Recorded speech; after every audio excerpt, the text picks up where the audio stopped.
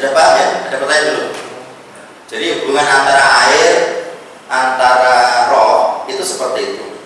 Itu dari ayatnya, murni ayat. Kemudian kalau misalnya kita di situ saya tuliskan tentang kata memperanakan. Jadi kalau Bapak Ibu melihat di Alkitab, mau tidak mau akan muncul kata memperanakan, gitu. Bigoten, nah biget atau bigoten gitu. Khususnya dalam bahasa kita, itu kita tidak bisa menggunakan kata bigot melahirkan untuk lelaki. Misalnya Abraham melahirkan Ishak, boleh nggak? Diprotes nanti, secara bahasa diprotes.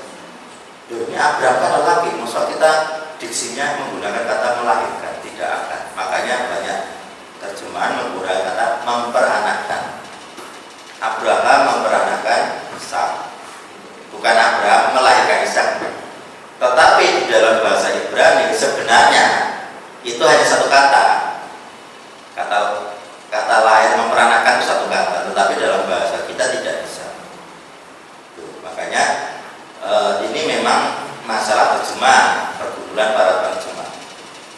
Dari satu kata yang sama, ketika nulis untuk lelaki atau bapak, tidak akan menuliskan kata melahirkan, tapi memperanakan. Nah, kata memperanakan itu sepertinya tidak masuk di KBBI, tidak resmi kata baku gitu ya. Jadi mau tidak mau kita harus menggunakan istilah sendiri. Jadi coba nanti di beberapa terjemahan baik TB ataupun IAB yang kita pakai, apakah ada kata melahirkan untuk lelaki? Setahu itu tidak. Semuanya memakai kata memperanakan. Nah, seperti itu ya. Kemudian kalau kita agak detail ke kamusnya, kalau Bapak Ibu bisa zoom gitu ya.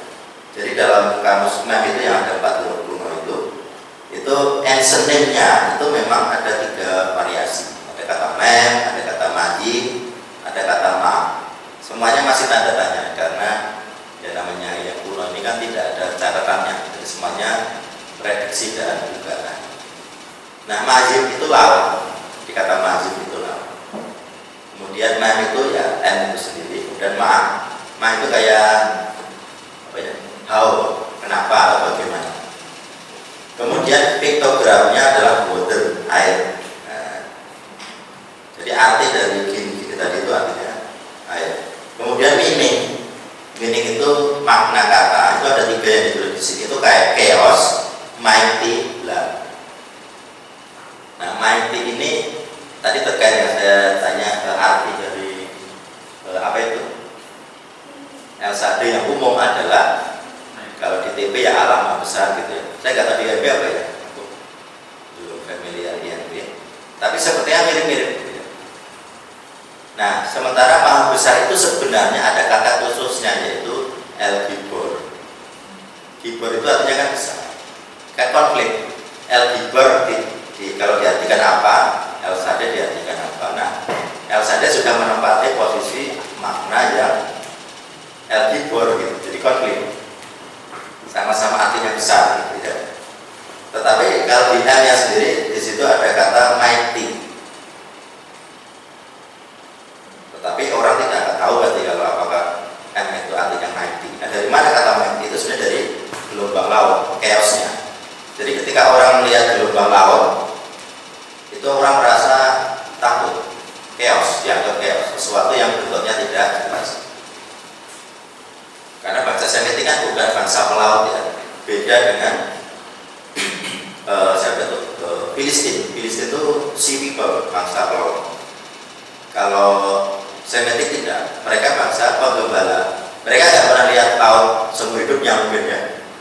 Apalagi mereka tinggal di benua Asia yang sangat luas, berapa ribu dari ujung-ujung itu.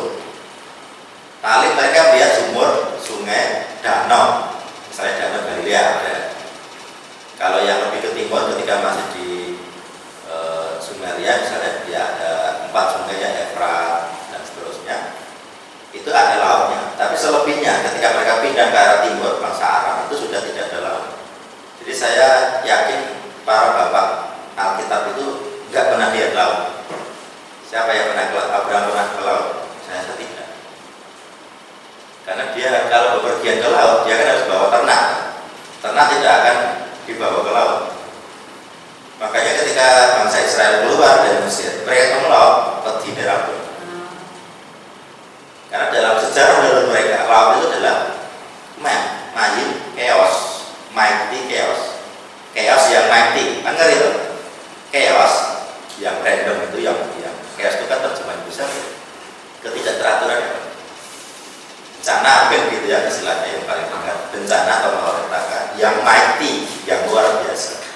Jadi ketika mereka di laut, mereka langsung penuh kegentaran, lebih baik kacau ya kita ya. Chaos itu kacau, kekacauan yang luar biasa. Tidak ada order, tidak ada tatanan. Jadi orang itu takut. Waduh, seumur umur tidak pernah ada cerita kita tentang laut. Sekarang depan laut, belakang pasukannya Mesir. Nah, dia rodi banget, mati atau mati banget. Nek maju mlebu laut 100% mati. Nek mundur ya 100%. Ini saya diampuni ya. Nah, laut tidak ada pengampunan. Penyeger laut apakah diampuni? Tidak. Mesti gegep-gegep sampai banyak. Apa? Seperti itu.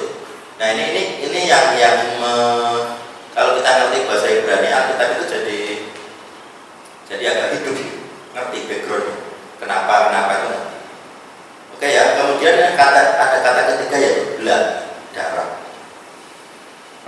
Jadi kalau kita sambungkan tadi, ibu, chaos, mighty, blood. Kenapa blood? Karena terkait dengan kata Adam. Adam ada M-nya.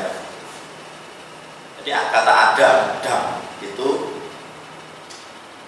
blood-nya terkait M-nya juga. Misalnya ibu kan juga setiap bulan yang normal ya, yang subur selalu haid. Nah itu kan darah. Yang bikin sakit kan sebenarnya karena luka loh. Jadi orang yang sakit itu kan karena luka. Dan sebenarnya jaringan copot, luka itu kan mesti sakit. Dan perihnya kan rasa mbok garo gitu. Misalnya Pak Cahyo luka luar kan mbok garo-garo kata kan iso. Lah nek jero piye garo? Raya ndak. Piye garo iso? Di dalam perut gitu.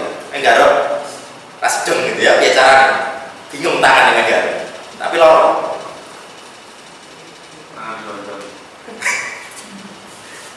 Jadi kita ada backgroundnya, sejarahnya ada backgroundnya. Nah, kemudian kita lanjut ke kamus yang berikutnya. Jadi ini kamus yang sama.